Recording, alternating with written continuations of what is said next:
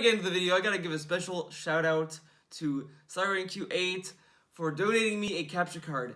Thank you so much. I'll put the link to his YouTube channel in the description below so you can check out his content.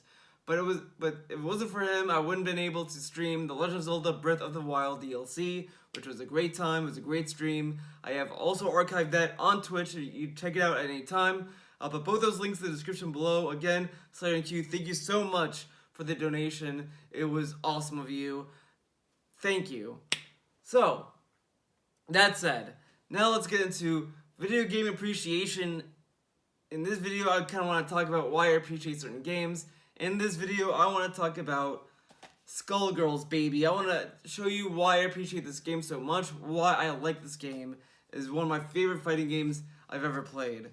Now, to give some backstory to Skullgirls, I played this game back when it was vanilla, back on the PS3, when it was just Skullgirls, when it was with Konami. It was a really dark time for Skullgirls at that time, because Konami was not really helping Lab Zero really publish any DLC. They could not get any patches to go through. They were going to patch in a command list, which should have been in the game, but they wanted to patch that in. Konami did not approve it.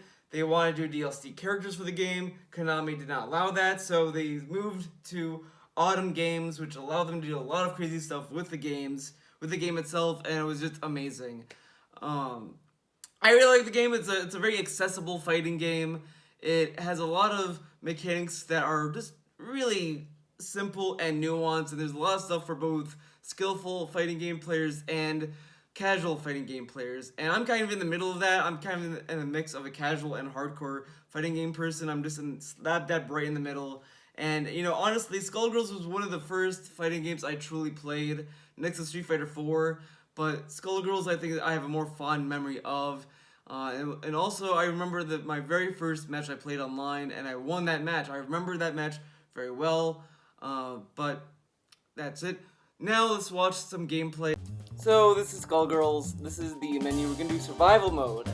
Because survival mode is kind of a fun mode. I love survival mode in this game. I think it's better than Street Fighter 5 survival mode because this actually feels like actual matches. So I'm gonna pick my two main characters, Fukua and Eliza. Fukua was a April Fool's character. She's free DLC for Skullgirls Encore. She's kind of a fun character. She's obviously a joke on clone characters, but she has a very unique feel, which I like. I really like that about the character. One of the things that is kind of unique about her is if you do the quarter circle back and kick, it's kind of a projectile move that she has, or like a, it's kind of like a clone move, as you can kind of see there, where she has like a red version of herself. You can charge up that red character up a little bit. That takes away some of your HP though, so you kind of do it sparingly. It's kind of an interesting mechanic. A lot of this game has a lot of these minor mechanics that you don't really pick up on until you like really get into the gameplay of it. But it's not really anything that's gonna change the gameplay if you're a casual or a hardcore gaming kind of person. But these little mechanics are kind of nice to have in a game.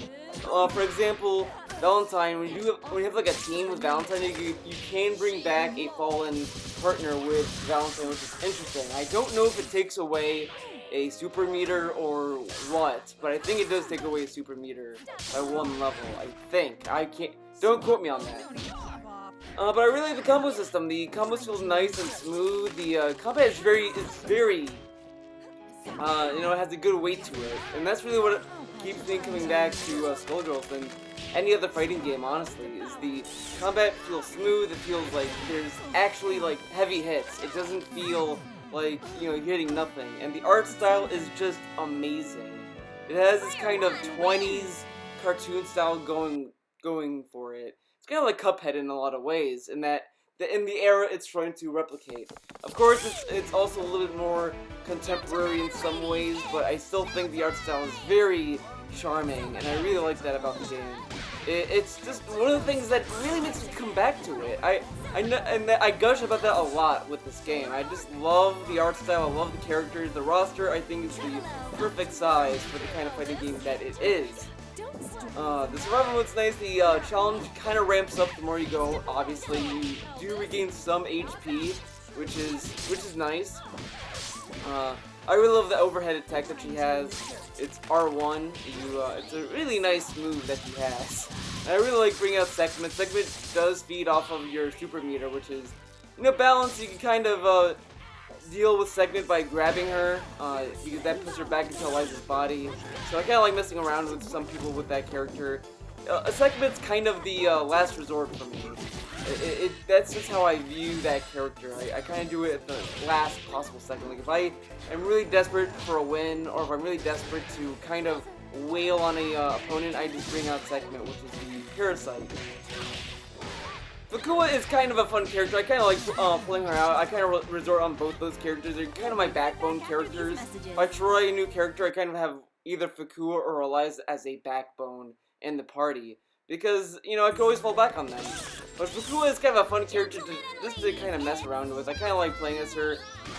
Just with her combo, she has good projectile, she has good range, she has great mix-ups, in my opinion. Because I used to main as Philia. That was my very first main in the game. And Philia is just kind of a very bland character. I didn't really like Philia for a while because it was just very hard to connect combos with her. And some of her combos I just kind of don't get for some reason, or her moves I should say. Philia is a little bit more easy to understand, she's very easy to pick up and just kind of play with, so I really like that. And this game has a lot of easy combos to master and to understand. It's a very simple game. It's good for beginners, for people who are trying to get to Skullgirls, and it's also good for kind of pro-level fighting game players. There's enough for everything in this game. There's nothing that feels balanced or lopsided in it. There are times where I do go online and I do get bodied by people who definitely understand the game better than I do, but it never is to the point where I'm dissatisfied or I just want to stop playing because it makes me want to get good at the game. And that's really what I love about Skullgirls. It really makes me want to get good.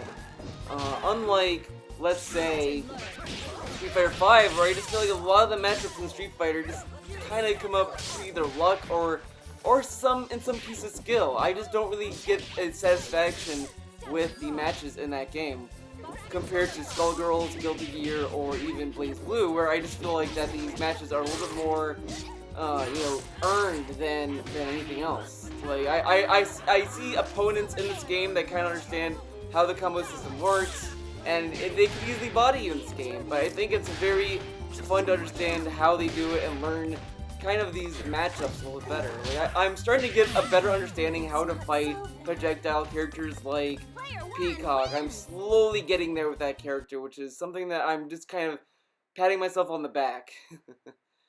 So I like that. I really like how Skullgirls has this trial and error type feel where you just kind of have to put yourself in these situations where you just have to learn the characters and understand how they play off each other. And I really like that about this game. Street Fighter in comparison is kind of annoying because a lot of these characters rely on very easy, safe patterns. Well, in Skullgirls, you don't really know necessarily the patterns or the combos that some people might be putting together because a lot of this stuff is very free-flowing, and that's kind of how I like to play my fighting games. I like going in a free-flow type of combo. I don't really like going on a very scheduled or very strict setups. I like doing stuff on my own pace. I like to do stuff randomly because I feel like you can't really read what I do in this game. You kind of figure some stuff that I do and try to get around that, but a lot of times I try to keep it random and kind of sporadic. The other thing about this game that I really love is the speed. It can go to either a very strategic, slow-paced fighting game, or it can go into a very hectic, fast-paced fighting game. Now this particular match we're watching, I really tried so hard to get Big Band out of there as fast as I can. The AI for Big Band is so insane. He will spam the drum pedal, the trumpet punch, whatever, so much because those things have armor. Big Band has a lot of armor moves, which I really can't fucking stand sometimes. Like, Big Band, man, I can't really figure out how to get around him. It's just, I have to, like, kind of put all I have into Big Band and just hope that the other parts of the team are just pushovers. So Big Band really took a lot out of my team, which really pissed me off when I was watching it. I was really upset about it. But, a lot of these characters are fun to play as. I like playing as Squiggly. I'm not really good with Squiggly, but Squiggly's fun. I like her design. I kind of like how her personality is. And that's the other thing about Skullgirls I really love, that each character has a very distinct personality that kind of works in the design very well. While Street Fighter, I don't really care for Ryu or Ken's design, or even Chun-Li. Their personalities are so bland to me. They're just kind of there. Same thing with Akuma. He's just, oh, he's the evil boy. He's the bad guy. And I don't really like Akuma as a character, to be honest. But here you have very, like, unique characters. Fukuwa is the only one that's kind of bland, but, you know, it's kind of a joke at this point. The only thing I really like about Fukuwa's character is that her parasite is called Shamon, so I kind of like that. It's kind of funny. But Eliza's a very funny character. I really like her personality. I like the color palettes that she has. The color palettes are based on real characters. Like right now it's Sea Viper, which is funny enough because the voice actress for Eliza is the same voice of Sea Viper from the Street Fighter games. And the voice actress for Sekhmet is the voice actress of Faye Valentine from Cowboy Bebop, which, coincidentally, there is a Faye Valentine color palette for Eliza, which is insane. But I like Eliza because I like that she is a goddess complex. She's kind of a badass. She doesn't really care that much about, you know, anyone below her. She sees herself as the best person, the most powerful badass. And I love that about that character. I love a character that just thinks of themselves as like a tough shit badass, very no nonsense, or just kind of a diva in a way. In a lot of ways as to why I like Ragyo Kiryuin from Kill la Kill, which again, there's a Ragyo Kiryuin color palette for Eliza, which is insane. But that's what I like about Eliza. She's a very good character in that way. I really love that character in a lot of ways. Beowulf is another good character. I really want to main as Beowulf for a while because I like the kind of grappling mechanics that he has. There's a lot of stuff I'm just learning with Beowulf as well. Like he has a charge move with his hype meter, which is insane. That you can kind of do a lot of crazy moves with it. It changes how some moves behave. I don't really know how that system works, but I've seen it done when I fought some crazy Beowulfs online, which is insane. But and that's the other thing I like about this game, the community. The online community is very, when it's alive, they're very nice players. I've actually talked to a lot of them. I got along with them. I learned some moves with them. I actually spar with them from time to time. It's insane. The community is kind of small to almost dead, and that's kind of a two-edged blade. It's like kind of bad on one hand because it's a very small pool of people, but I kind of like the feeling of a very small community because then it's like it feels a little bit more like, you know, you're playing a game with a bunch of friends. And I like that atmosphere, but it can get annoying when you're trying to find an online match and there's no one playing. So, as I said, it's a dual-edged sword. The stages in this game are pretty good as well. I should also mention, I love almost every stage except for Training Stage. Training Stage is the most annoying stage in this game. I hate the music. So I get a game over, and usually when you die at, you know, in survival, you have to start all over from the beginning. Didn't want to do that because it randomizes the opponent, so I didn't really want to go through that again. So here's what I was talking about with the online. There's really no one playing, so I'm just trying to find a match online, which isn't really working out. And I like how the rank system works in this game. You don't really see what your rank is. You might be able to see it in the leaderboards, but I don't think you can see the leaderboards in this game. But I just like the rank because I don't like seeing my rank go up and down. It kind of annoys me. It has really cool extras. There's a gallery and there's a Marie 300% mode, which is kind of goofy. This was in the original Skullgirls Encore, which was something. I really thought that was a very interesting take on the extras. So I did this just for the fuck of it. It's kind of a fun little mode. In the original Encore mode, you unlock a lot of art gallery stuff in it, which is kind of a cool little extra. I don't know if it's the same case with second Encore, I'm not really sure, but I know for Encore you have to beat Marie 300% to unlock a lot of the art gallery for it, which is kind of annoying, if you ask me. As I have heard colloquially. So here you see kind of why I like Squiggly as a character. I really like the back and forth between Squiggly and Leviathan. Leviathan's a cool little parasite that's kind of a worm, kind of cool. He's kind of like a gentleman type. So Marie, 300% Marie, they changed her color palette a little bit more. They gave her like red eyes for these skeletons and red skin tone, but I think they give her that color palette in when you do arcade mode on the hardest difficulty, which is Nightmare. I don't want to mess with Nightmare mode because the game is pretty hard on hard as it is. This boss is very frustrating. To be fair, I get really annoyed when I fight Marie on arcade mode to the point where I actually rage quit the actual match because it's just very frustrating. There's 3 phases and the last phase is so fucking annoying because she starts spamming all these skeletons at you. That's really fucking annoying. The big Congo one, that one right there is so fucking annoying. I fucking hate that fucking move that she does. She relies on that too much. So 300% has crazy health, she has an insane amount of health, which is its own challenge, so I gave up. I didn't want to mess with 300% Marie. she's too good for me. I like going to the gallery sometimes, which is kind of pointless to me now since I have the Skullgirls art book.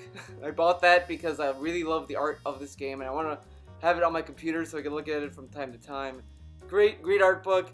So the cool thing about the game is that they include a lot of fan art that a lot of people made for the game, which is really nice. I really like looking at the fan art sometimes. The fan art is very talented.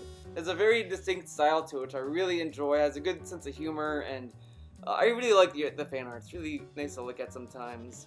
But I guess this is guest art, not necessarily fan art. You also have art you get from the story mode and the arcade, which is nice. I'm trying to find some Eliza stuff, but then this is some Beowulf stuff. You also get a look at the story mode again. You get a look at the cutscenes that you unlock. The cutscenes are pretty cool. In Second Encore, they're all fully voiced, which is nice. I love watching the Eliza story with the sweet-ass voices. So, that's it. Well, that's it for this episode. I played Skullgirls. Let me know what you think about Skullgirls. Are you gonna get the game? Do you like the game? Was it interesting to look at? What do you think about it? Let me know in the comment section below, and maybe I'll read your comments in the next video. See you next time, guys.